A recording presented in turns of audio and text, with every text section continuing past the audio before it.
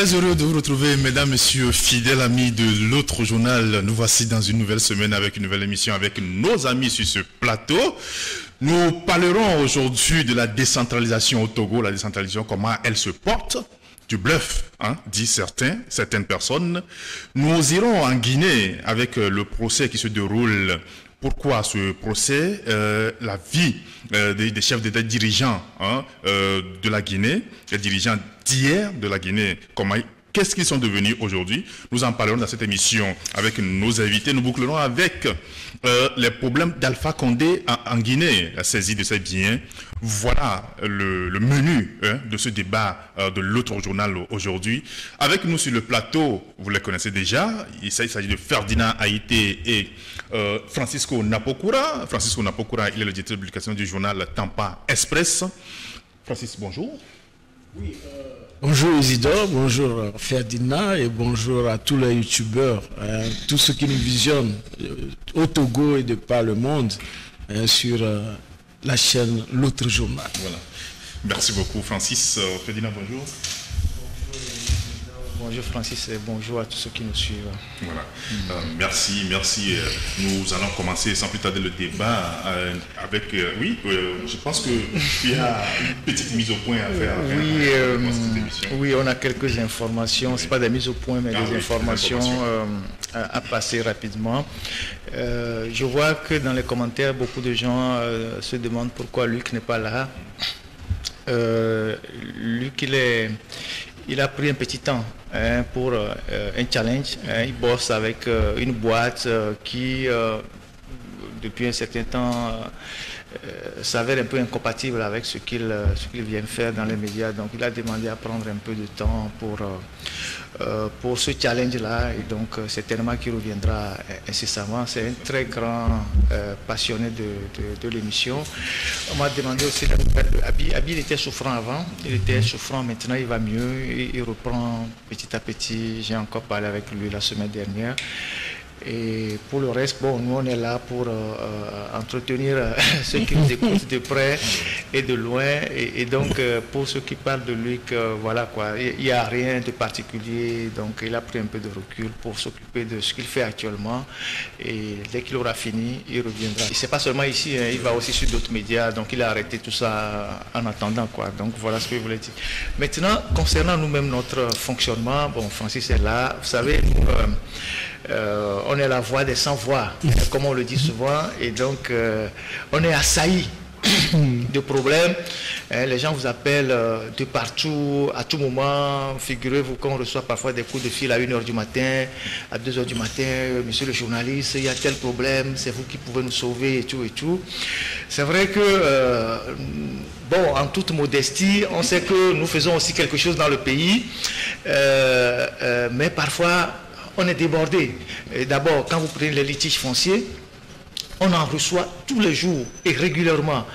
Et parfois, quand vous voyez les dossiers, c'est pas tout ce qui vous arrive à la rédaction qui passe forcément dans la presse. Il y a des choses, vous pouvez orienter les gens qui viennent vers vous, aller vers telle organisation, aller vers tel juge, aller vers ici, on peut vous régler le problème. Si on juge que c'est nécessaire de le faire dans la presse, on le fera. Et surtout, les litiges fonciers, ça prend énormément du temps. C'est des trucs où il faut lire les décisions de justice, il faut confronter toutes les parties qui sont au procès avant de publier un article pour éviter de faire un travail parcellaire, bâclé. Et donc, parfois, il y a des gens qui viennent, on ne donne pas suite, ils se fâchent, mais il faut qu'ils comprennent que c'est quand même délicat. Et il y a ceux qui viennent aussi pour des problèmes de litige global. Par exemple, le problème de Bamakopé. Les gens viennent, c'est un problème global, Bamakopé. Et nous sommes sur ce dossier-là. Quand les gens viennent, on leur dit, mais on ne peut pas traiter le particulier dans le global. Ils disent, non, il faut traiter pour moi, parce que pour moi, c'est urgent, et tout ça. Et tout ça, parfois ça fatigue. Il y a aussi ceux qui débarquent avec des histoires parfois qui ne peuvent pas passer dans la presse, c'est-à-dire que des choses qui n'ont rien à voir avec la presse. Bon, nous on n'est pas là pour régler les problèmes de couple. je suis fonctionnaire, ma femme aussi est fonctionnaire, on m'a affecté par ici, ma femme est restée par ici. Il y a une législation, il faut faire des revendications, c'est pas à nous de rentrer le rapprochement de conjoints, par exemple. Rentrer dans ça, ou bien ma femme va au boulot, elle ne revient pas à l'heure à la maison, elle est dans l'administration, elle revient à 21h. C'est pas à nous de régler, c'est pas à mettre dans la presse quoi, c'est pas à mettre dans la presse, ou des gens qui arrivent, qui disent oui, je suis sorti dans la rue, il y a des gens qui me suivent par ici parce que les gens veulent me tuer, ou bien ils en veulent à mes biens. On leur dit allez saisir la police, déposer une plainte. Ils reviennent dire oui, j'ai saisi la police, mais la police ne fait rien, il faut faire ci pour nous, faut faire... Parfois c'est des choses qui relèvent même, qui ne sont pas cartésiennes quoi, qu'on ne peut pas écrire dans un journal. Mais il y a des choses quand c'est quand il faut relayer, on relaie. Par exemple ce week-end, j'ai eu 2 appels, même 3, mais le week-end dernier il y avait déjà un appel venant de Kara. Ce week-end on m'a dit oui Ferdinand, il faut en parler, il faut nous aider à Kara. Le problème d'eau, de pénurie d'eau a commencé encore, il n'y a pas d'eau qui sort dans les robinets. Moi je pensais que ce problème avait été déjà réglé et qu'en plus de ça il y a le délestage de courant électrique et donc je dis bon voilà, moi je peux juste relayer ça, mais ça ne peut pas faire l'objet d'un grand article. On peut relayer ça ici par exemple. Il y a des étudiants qui m'ont interpellé comme quoi à Kara, l'université, on a fermé tous les portails, il n'y a qu'un seul portail qui est laissé ouvert et souvent il y a de la bousculade pour entrer, sortir, il y a des gens qui se cognent d'en parler, bon j'en parle maintenant. Il y a des gens à l'université qui disent que, il y a des gens à l'université, des étudiants qui disent oui, la police universitaire parfois se laisse aller, il y a des dérives, on saisit les motos, les vélos qui sont mal garés, on leur dit de payer 3000, tout ça alors que l'étudiant n'a pas les moyens. J'en parle aussi, ça ne peut pas faire un gros article dans la presse. Tout ceci pour dire que nous sommes là pour le peuple. Mais de tout ce qu'on reçoit, on fait des tris. On sait ce qui va passer dans la presse écrite. On sait ce qu'on peut rapidement glisser dans des émissions comme ce qu'on est en train de faire aujourd'hui. Et il y a des choses qu'on ne peut pas dire. Soit c'est parce que c'est sensible. Oui, avant de continuer, vous savez, c'est-à-dire que ceux qui, par exemple, appellent de Kara, pour dire qu'il n'y a pas de l'eau dans le robinet, c'est inimaginable. C'est-à-dire que pour eux-mêmes, lorsque vous prenez, par exemple, le préfet Bakale, que je connais bien, c'est quelqu'un qui règle beaucoup de problèmes. Qui, s'il sait, peut-être qu'il ne sait pas que il n'y a pas de l'eau dans le robinet. Lui-même, il avait déjà dit. Il avait dit il y a 2 ans ou 3 ans. Vous savez que le problème d'eau dans cette ville remonte.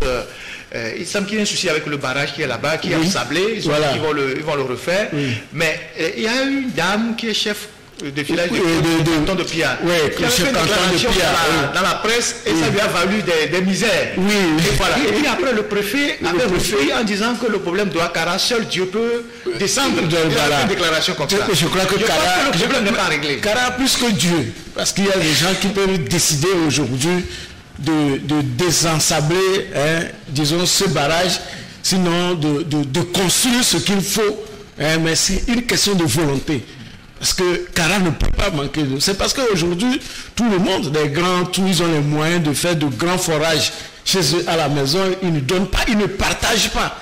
Sinon, Kara ne peut pas... Mais le gouvernement se regroupe régulièrement Kara, soit en séminaire, soit voilà, c'est ce qui est étonnant. Et c'est ce qui est aussi étonnant que si vous lisez notre dernier numéro, je crois le numéro 28 de Tampa Express, vous allez remarquer que l'hôpital de Kara, en fait c'est un site allemand, l'hôpital de Kara n'a rien d'autre que les badigeons bleu-blanc.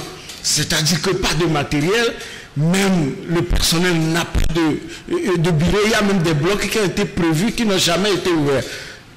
D'accord? Donc ça veut dire que c'est un gros dispensaire. C'est un gros dispensaire. C'est-à-dire que, alors qu'on parle de Kara, Kara n'est pas n'importe quelle localité, n'est pas n'importe quelle ville. Comme nous excuse de le dire, c'est la ville présidentielle au Togo. Le père Eyadema, 30 et quelques années, et 35 je crois. Le fils est en train de faire, disons, bientôt 20 ans. On ne peut pas dire que Kara n'a pas de l'eau, Kara n'a pas d'hôpitaux, Kara n'a pas de scanner. Mais c'est pas normal. Alors que Eyadema a toujours voyagé à Yamoussoukro. Yamsoukro, c'est ce qu'il faut du Boigny, qui est aussi, je peux dire, un enfant de paysan, tout comme Yadema. Mais Houphouët a visionné, a vu la vision et a plaqué une vision à la Côte d'Ivoire. Et quand vous allez en Côte d'Ivoire aussi, vous sentez que les gens ont vécu là-bas. Donc ça ne peut pas, voilà. Maintenant, par rapport aux plaintes des gens, c'est-à-dire qu'il faut que les gens sachent, comme Fredina le dit, que ce n'est pas tout, ou bien aussitôt dit, aussitôt fait. Ouais, parce que nous savons des étapes de travail. Ouais. Vous savez, moi j'ai aimé une démarche que nous sommes en train de publier dans Tampa Express numéro 29 qui va sortir mercredi. Il s'agit de l'affaire de soja dont j'avais parlé ici la dernière fois, une coopérative de Réseaudet à Cambolé. Mais les jeunes, ils ont vendu du soja à un monsieur qui leur a acheté, qui les a roublés, il n'a pas payé. Ils ont fait des démarches. Je dis, ils sont allés à la justice, ils sont allés à la gendarmerie, à la police. Eux-mêmes, ils se sont mis comme gendarmes police. Vu que la gendarmerie et la police sont défaillants, c'est les jeunes-là qui sont partis pour aller même jusqu'à arrêter l'indélicat pour remettre dans les mains de la police qui l'a convoyé devant la justice. Et ça continue. Lorsqu'ils ne sont pas satisfaits, ils vont à des étapes. Ils sont allés voir le secrétaire général de l'UNIR pour lui exposer le problème, qui a tapé sur la table. Mais ça ne va pas. Où ils sont aujourd'hui, si les gens ne se plaignent pas à la presse, c'est au chef de l'État. C'est-à-dire qu'il y a les deux institutions. Aujourd'hui, ils ont saisi le chef de l'État, ils ont saisi également la presse. Oui. Ça veut dire que les gens doivent faire ces étapes-là pour avoir les traces au niveau de la police, au niveau de la gendarmerie et au niveau de la justice. Là, ils sont inscrits. Et ils continuent les autres, c'est-à-dire que la presse ne leur viendra en appui lorsqu'ils sont dos au mur. Oui, mais donc, ce que tu dis est assez intéressant pour la simple raison que généralement quand des gens viennent chez nous et ils évoquent des cas d'injustice, nous regardons qui est victime d'injustice. Voilà. C'est quelqu'un qui n'a pratiquement pas de moyens, n'a aucune force. On saute rapidement sur le dossier pour aider la personne. Voilà. Mais quand vous avez des gens qui travaillent par exemple dans la zone franche et qui ont des syndicats et qui sont au moins 200 ou 300 et qui sont brimés par des expatriés qui ont créé ces sociétés-là et qui ne veulent même pas dans leur propre boîte protester pour que la presse puisse leur venir au secours. Ils viennent, ils vous disent, et si on fait quelque chose, on va nous renvoyer. Donc, ils veulent que la presse seule transporte leurs problèmes. Ce n'est pas ça. Nous leur disons non. Il y a des gens qui sont venus nous voir ici il y a 2 ans, 3 ans, ils étaient dans une boîte à la zone franche, ils sont 600 personnes. Je leur ai posé la question, vous êtes syndiqués, ils disent oui, mais protester. Ils disent non, qu'on va les renvoyer. Ah bon, mais qu'est-ce qu'on va faire? On va faire quoi pour vous? Si vous êtes 600 dans une boîte et que vous ne pouvez pas lever le ton par rapport aux injustices que vous subissez, mais ne me demandez pas, ou bien ne nous demandez pas de transporter vos fardeaux. Oui. Si vous faites quelque chose, nous, on va relayer pour vous. C'est-à-dire, vous mettez ça sur le genou, nous, on va vous aider à mettre ça sur la tête. Ils ont dit non, mais ils ont été renvoyés. Ça, c'est pour dire quoi? Il faut que des Togolais, partout où ils se trouvent, ils sont brimés, apprennent à se reprendre d'abord eux-mêmes. Voilà. Il ne faut pas qu'ils pensent que c'est les autres qui vont régler leurs problèmes. Ça, c'est un cas. Il y a un autre cas. Il y a un jeune homme qui nous a interpellé ici, qu'il y a un expatrié qui a créé une briqueterie quelque part, à Lomésie, je ne vais pas dans le quartier, et que chaque année, il y a quelqu'un qui meurt dans la boîte, et qu'il soupçonne que c'est des pratiques occultes ou mystiques. Et je dis, mais pourquoi vous taisez? Pourquoi vous ne protestez pas? Il dit non, qu'on va les renvoyer. Je dis, bon, donc vous allez mourir. Voilà. C'est ce que j'ai dit. Vous savez, vous-même, vous dites que chaque année, quelqu'un meurt. Vous voulez rester. Non seulement vous ne protestez pas, vous ne quittez pas la structure, vous voulez rester, donc mourir. C'est-à-dire que vous avez choisi la mort. Donc ce n'est pas la presse qui peut régler. On est assailli par on n'est pas de très grande rédaction avec des moyens. Voilà. Et puis ensuite, quand les gens viennent vers nous, on leur demande pratiquement pas grand-chose parce qu'on voit les conditions et tout ça. Quand vous demandez à des gens qui sont dans des litiges fonciers, qui sont prêts à aller donner 2 millions à un avocat, ils viennent à la presse, vous leur demandez une contribution de 100 000, ils vont dire non, il n'y a pas l'argent. Mais il est prêt à donner 2 millions à un avocat. Il abandonne en chemin parce qu'à un moment donné, l'avocat ne donne même plus suite à son dossier. Et quand vous prenez des dossiers comme ça, c'est des dossiers compliqués qui vous font beaucoup écrire. Voyager, se déplacer, lire, communiquer. Et donc, c'est pas facile. Et on est tellement... Je sais que c'est parce que nous sommes plus ou moins un peu crédibles, c'est pour cela que les gens viennent vers nous, viennent vers Tampa, viennent vers d'autres confrères.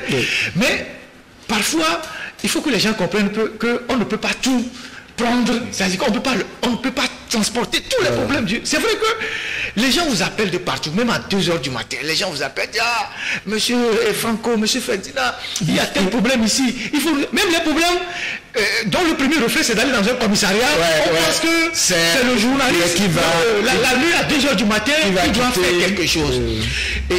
C'est à notre honneur, hein? C'est à notre honneur, mais il faut que les gens comprennent qu'on est débordé. Moi là où je suis arrivé là, je suis même tellement fatigué, je me dis, que la semaine prochaine, l'interlocuteur principal sera Isidore, parce que moi je vais passer à autre chose, quoi. Voilà, je dis aussi pour la première question par rapport à la disponibilité de nos confrères, il faut le comprendre, c'est-à-dire que la presse, le travail de presse que nous faisons, c'est vraiment du bénévolat.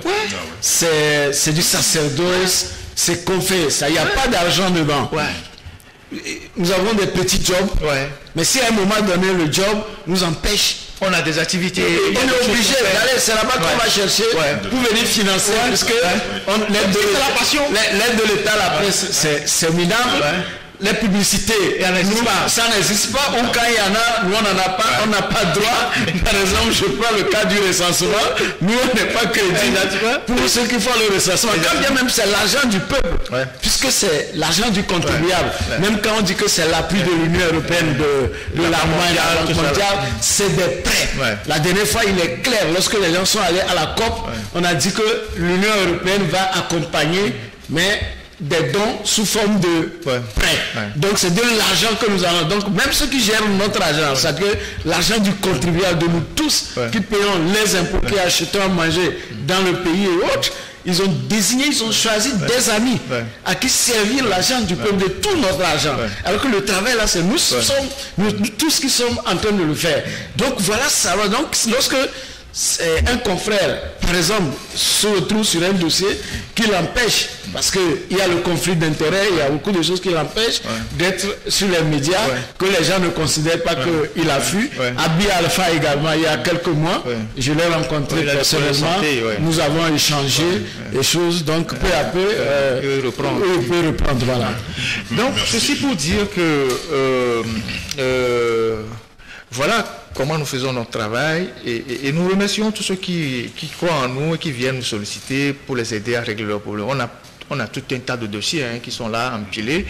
Nous nous acheminons vers la fin de l'année et vers la fin de l'année, les nerfs sont parfois éprouvés parce que le travail de réflexion est un travail épuisant. Donc, nous, on se donne encore un mois, 2 semaines pour prendre nos congés de fin d'année. Il faut aussi savoir que quand nous venons faire des émissions comme ça, c'est une journée remplie parce que on boucle le journal, l'alternative qui doit sortir demain matin. Nous aussi sommes au bouclage. Voilà, lui aussi le bouclage. Donc toute l'équipe ici est mobilisée pour l'apparition de demain et c'est pendant que les autres sont en train de faire les corrections là que nous on rentre en studio pour faire l'émission et à la descente de l'émission, il faut que je contrôle ce qui est imprimé, ce qui est sorti avant d'aller à l'imprimerie. C'est du boulot, mais nous savons que bon, c'est notre passion. C'est notre passion, mais les gens qui nous interpellent ce qu'on peut dire, on va le dire. Maintenant, les gens de Kara qui n'ont pas de l'eau, je l'ai dit. Les gens qui n'ont pas d'électricité, je l'ai dit. Les étudiants qui ont des soucis, je l'ai dit. C'est pas la peine d'aller faire un article pour ça dans le journal papier. Et je viens de le dire. Le problème d'eau, c'est pratiquement dans toutes les villes togolaises, y compris même Lomé. Et ça veut dire que ceux qui gèrent ce pays doivent retrousser les manches. Moi-même, je n'ai pas de vous me rappeler. Moi-même, je n'ai pas de l'eau chez moi. Ça fait déjà presque 3 ans. Hein, où ça oui, à Goué. Ouais, ça fait déjà 3 ans que la régie était venue enlever mon compteur pour vérification parce que j'ai protesté contre des factures d'eau, des factures qui ont quitté 3 000, 5 000, 15 000, 30 000. Et j'ai protesté, ils ont enlevé, ils sont revenus, replacés, ils ne m'ont pas donné de l'eau, vous-même de me rappeler. donc on s'est nourri du forage, tu vois. Donc voilà les réalités du pays. Mais les factures continuent d'arriver chaque fin du mois. Je viens de me rappeler, je vais... encore leur écrire pour... Je pense que c'est l'occasion aussi de dire aux amis, ceux qui font des commentaires sous nos vidéos, des commentaires désobligeants, désormais on va plus les laisser passer. On va les... Ouais, mais tu sais...